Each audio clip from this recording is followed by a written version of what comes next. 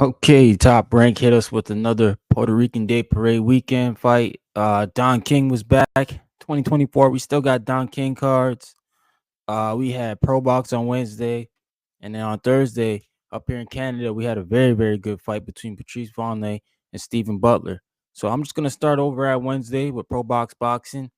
I'm a big supporter of Pro Box. I feel like anybody who's in boxing should be a big supporter of Pro Box. I mean, it's free fights every other Wednesday. All you got to go on YouTube, type in Pro Box, and you're gonna see very competitive fights, man. They make cards that are very close. They're trying to give opportunities to people to move up into that mid ground up to the contender status. So it's for anybody out there who's really trying to be in the mix. And they do a great job of matchmaking. The fights are usually really good and competitive. That's huge for me. I like watching competitive fights. So if you're into that, that's something you want to watch. They have a small venue, but I mean it's got a good vibe to it, man. It feels like Friday night boxing and show box. It's got that type of vibe to it. It's very small, intimate, but very action packed fights. Obviously we had the main event was supposed to be Butayev versus Guido Scrum. Butayev, I'm not sure exactly what happened, so he had to pull out the fight. So we had Vladimir Hernandez, former opponent of Troy Isley. He had a big win over Lorenzo Simpson on overtime boxing. Very experienced guy at 54-60. So they fought at 54. Vladimir Hernandez, the late replacement, against Guido Scrum in the main event. It was an unusual pro box card. I'll be honest. Like a lot of the fights on there weren't as competitive as usually they are, but nonetheless, I tuned in, I supported, and the main event delivered, man. For the rest of the card, to be honest, we had a basically a highlight knockout from Hernandez, the late replacement, and that's a guy who he always fights like he's Mexican, so he fights Mexican style, very tough, very rugged, going to be in your face, in your grill. And Guido, he's kind of the opposite. He's more of a pretty fighter on the outside, but the way the fight I saw it from my perspective was Guido had to get the respect to get Hernandez off him, and Guido started to take chances. And later down the fight, once he realized he needed to start doing that, and that's when he got clipped. Man, he got hit with a shot.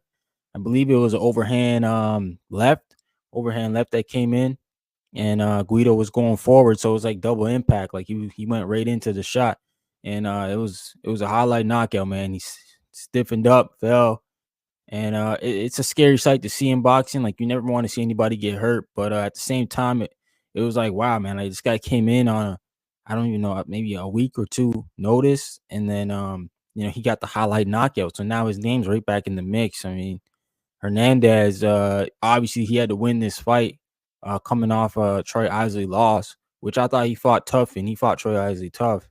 And now he's back in the mix. I'm sure he'll get called up to another big promoter like Top Rank or PBC, because he did fight Ramos as well.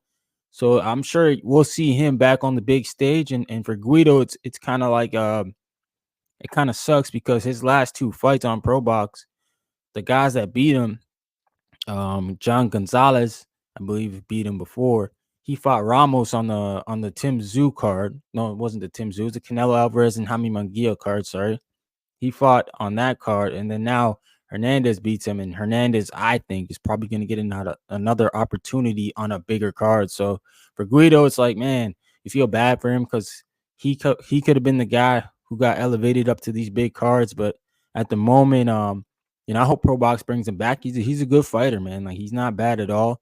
He's a good fighter. He fights tough, and he could have easily just said, "I'm not going to do this main event because I prepared for Batayev." But no, he went ahead with the show, and everybody got paid, everybody got their money, everybody got a fight in because of Guido. So shout out to him and his team. And then we're gonna move on to Thursday night, man, up in Montreal, Canada. Eye of the Tiger. They had their show on ESPN Plus. Stephen Butler versus Patrice Vonleh in the main event. I thought that was a great card. Honestly, a lot of guys coming up, and in the co-main event, I think it was, we had the highlight knockout from Ulysses Iglesias from Cuba, the super middleweight for the IBO vacant title. That was a highlight knockout that he had there, man. It looked like I didn't even know if he got the full punch off, but he clipped dude like right on the side of his head, and this guy just he fell and he was shaking. Like it was scary, but man, it was a highlight knockout as well. So we got two highlight knockouts back to back. But Iglesias is one of these guys he's a very crafty Cuban fighter. He spent most of his career fighting in Germany. Looks like his last two fights have been with Eye of the Tiger over here in Montreal. So looks like Top Rank is trying to push the whole super middleweight division up with and Billy Belizian, and now this guy Iglesias. He's the IBO champion now. And hopefully they can get his name in the mix, and hopefully he can continue to deliver these knockouts because I think one of these guys can land a big fight with you got Pacheco at super middleweight, obviously Canelo Alvarez, but there's Berlanga, there's Caleb Plant. Like there's a few fights out there for these guys if they can continue to show. So yeah, we had that in the co-main event, and then in the main event we had Patrice Vonleh, Stephen Butler. It was a local clash, Canadian, all Canadian main event. Anytime you get that, it's gonna be action, man. And the last fight we had like that was Eric Brizian and Shaquille Finn, and that was it was a hell of a fight, man. And then same thing with this one. It was a great fight. The stoppage was controversial in my opinion. Nonetheless, I did have Patrice Vonleh up on my card at the time of the stoppage, but I just think the ref should have. I don't know, man. I wasn't in front of Steven Butler, so I don't know how his eyes look. The camera couldn't really see how his eyes look. Maybe he was gloss-eyed, rolling eyes. We don't know that as fans, right? Watching the TV. So we don't know how his body language was, but it could have showed the ref that hey, this guy is not okay. And then the ref, made the right decision. Like we don't know that, but the fight was stopped late in the fight. I think the 7th or 8th round it was stopped. And it was kind of like there was a combination where Patrice Vonleh hit Stephen Butler, and he looked like he was on shaky legs, and the ref stepped in. But Patrice was starting to take the fight over. Like you could see that he was starting to land the tougher shots, and the shots were affecting Stephen Butler more as the fight went down the line. But I predicted it to be a close fight. I actually predicted Patrice Vonleh would win by a majority decision, and it was a fight like that where if there's could have been somebody that saw the rounds for Butler as well, and I wouldn't dispute that because boxing, I think what people forget about judging it's so subjective. Like it's what the person likes, it's not what you like. Like it's what the person's judging likes. So a lot of people get caught up in that. Oh, it's a robbery. Like no close fight that goes either way close is a robbery. It's just somebody liked what other person did more than the other person. That's all it is. But this was a fight that I probably think was premature stop. But at the same time, I do not know what the ref was looking at when he looked at Stephen Butler. So I can't get too mad about it because at the same time, we gotta understand as fans, man. These guys got families, they got kids to go to, they got people that they gotta see after the fight and life. They gotta live too. So we can't let these guys get damaged by these shots that they don't need to take if the ref can just stop the fight. So shout out to the ref if he saw something. I can see why Stephen Butler's team would want to rematch, but for Patrice Vonleh, he's been waiting on this for a long time, an opportunity to move up in the ranks. So Stephen Butler was kind of that guy he needed to beat. So I'm hoping that he gets a call for a big fight with this 160-pound division being so wide open. I think he'll get a big fight. I think he'll get an opportunity. Hopefully he gets a Carlos Adames if he can win next weekend, or even Hamza Shiraz. I was saying like Hamza is going to need an opponent soon, and I think the way these fighters got to fight now is like you fight a tough fight, and then you fight like not an easy fight, but you scale it back and then fight a tough fight. I don't get the how the fans want fighters to fight 3, 4 tough fights a year. It's like that's a lot, man, especially with camp. But I would like to see Hamza Shiraz and Patrice Vonleh. I think that'd be a great matchup. But if not, Carlos Adames, come on down, man. Fight Patrice Vonleh. Why not? I mean, you need some fights. You're now the WBC champion. And yeah, so now we're gonna move on to Friday night. Was it Friday night? I think it was Friday night. We had Adrian Broner. Take a look here on the schedule. I think Friday night it was AB and Blair Cobbs. Obviously those guys, man. That in itself is just literally those two names. Those guys are just they just got box office written all over, you know. Um I think that Adrian Broner is at that stage in his career where he needs to hang it up. And I don't mean any disrespect when I say that. I just mean like Adrian Broner, to me, I don't know. He doesn't live the lifestyle of a fighter. And if you look at the blueprint on how to beat him, it's just to outwork him. Like nobody's really outskilling him, out classing him. Maybe a Pacquiao did, but like Blair Cobbs, we didn't look at Blair Cobbs and say, "Oh, he gonna outskill Adrian Broner. Like he's gonna outpoint him." And I knew that fight was gonna go that way, and I kind of called it, and I just said like Adrian Broner doesn't throw enough punches, and if he does, he's gonna get gassed out because you can't lose so much weight in a short amount of time. And then he just joined Coach Calvin and Cunningham. I'm sorry, Coach Calvin and Kenny. Thanks, trainers. The last like month for a fight that he's known for forever. Like it's been months since we've known about this Cobbs and an Adrian Broner fight. So I mean, for him to get dropped by Kevin Cunningham speaks a lot. And come in there and he's looking all chubby, like you guys saw at the press conference in Vegas. Blair Cobbs with the puppet, he's pinching Browner's belly, like, yo, you big, like, because he knows this man's gonna have to basically just get in shape. Like he's not gonna be sharpening anything. He's just gonna be having to lose weight at this point. And then when he's losing that much weight, he's gonna have no energy for the fight. So all Blair Cobbs had to do was just outwork him. That's all he had to do. He didn't need to go in there, and obviously he dropped Adrian Broner. That was huge for Blair Cobbs because 10 rounds are huge in fights like that. But at the points, like the game plan, I don't know what it was for Blair Cobbs, but it should just been like you just got to be first, and just make sure you're throwing the most punches per round because this guy's not gonna let his hands go. And Adrian Broner got up, man, and he fought. Shout out to him.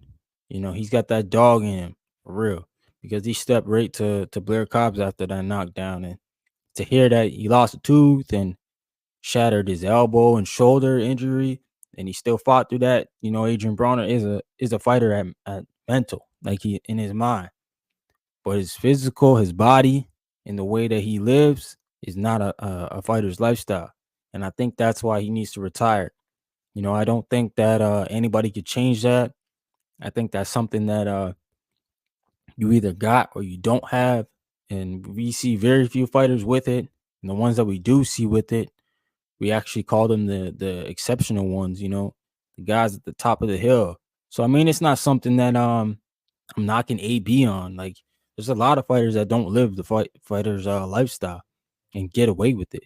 But there's like a crossroads where we see it, right? Where it's like, oh shoot, man, like you can't get away with it no more. The game won't allow you. So I think you're at that point with Adrian Broner. If you can't beat Blair Cobbs, you know, these guys like Devin Haney, the other names you were mentioning, those guys live the life, man. Or they do a lot more than him. So Blair Cobbs can't you can't beat Blair Cobbs. How the hell are you gonna beat those guys? So no knock on Adrian Broner, man. I think like a lot of people around him failed him too. But at the same time, he's got to take his responsibilities like a man, which I feel like he will because I feel like Adrian Broner is like that. But it's sad to see him like that, man. But I hope AB gets back to the building. Hopefully, spirits are up, man. Hopefully his injuries all heal up good and he'll be all right to go. And then Saturday, we had the big top rank card. Obviously, it was more of a showcase card, right? Like Jahad Tucker. Shout out to him. He got a good win. Man, I just like the way Jahad fights. He fights like a mean guy. And I'm always a fan of that stuff. Not really the macho style, but like controlled anger. That's what I call it. It's fun to watch when a guy's in control of himself, all while you know beating up on people. And then Tiger Johnson, he got his win. I knew he was gonna have a not a tough time, but I knew he was gonna go all 12. That guy's pretty durable, and he's very tough fighter himself. Tariq Hazan, sorry, forget his last name, but Tyreek there from Morocco, trained in Mexico. He's got that Mexican style. And then we had Bruce Shushu put on the show. Obviously he's moved to Las Vegas, changed his lifestyle, and dedicated himself to his craft. And we're seeing it. He's getting better every fight. Now I know he had a late replacement here, and he probably could have could have said I don't want to fight, but he understood. He understood. He's at home. He's in New York. You just got to do it, man. You just got to show up. You're young. Show up and just show that your skills are more superior. And he did that, man. He got the stoppage. Uh, Inoue was there to watch him. I thought that was a pretty cool moment of him bowing to Inoue and Inoue giving the head nod back. Like that was pretty cool. Obviously, Top Rank is over there. They're staring that pot of Inoue versus Bruce Shushu Carrington, and we might see it, man. We might see it sooner than we know. So I hope Shushu just keeps keep getting better, showing us better performances, and climbing the ladder, and start to get himself in the mandatory position so that he can be one of Inoue's mandatories. That'd be pretty awesome there.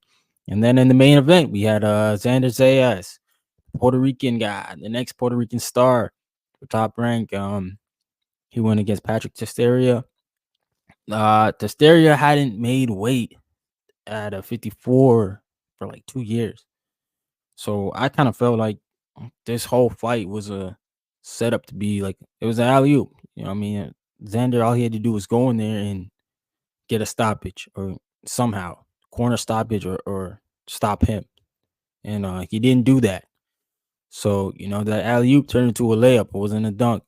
But nonetheless, he got the win. He moves up. He got a former champion now under his belt that he beat.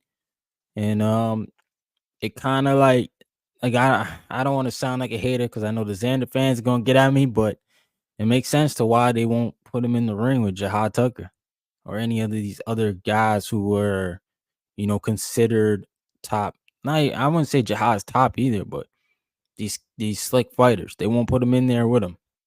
And Xander, I felt like he should have took Patrick Testeria out. That was a fight that was set up to be that way in front of the Puerto Rican fans, Puerto Rican Day weekend, your first main event. I feel like that's what they were trying to do, man. They were trying to they threw them the alley oop and couldn't dunk it.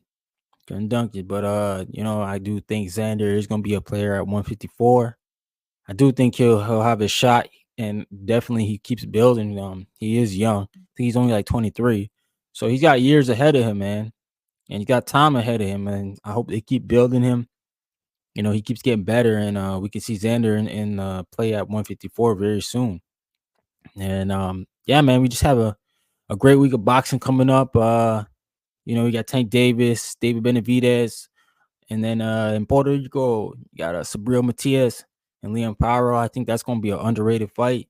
It's just Sabril's first like top opponent in a long time, man. Like Ergashev was sorry about that. Ergashev was good, but Liam Paro, I think he's a slick fighter, man.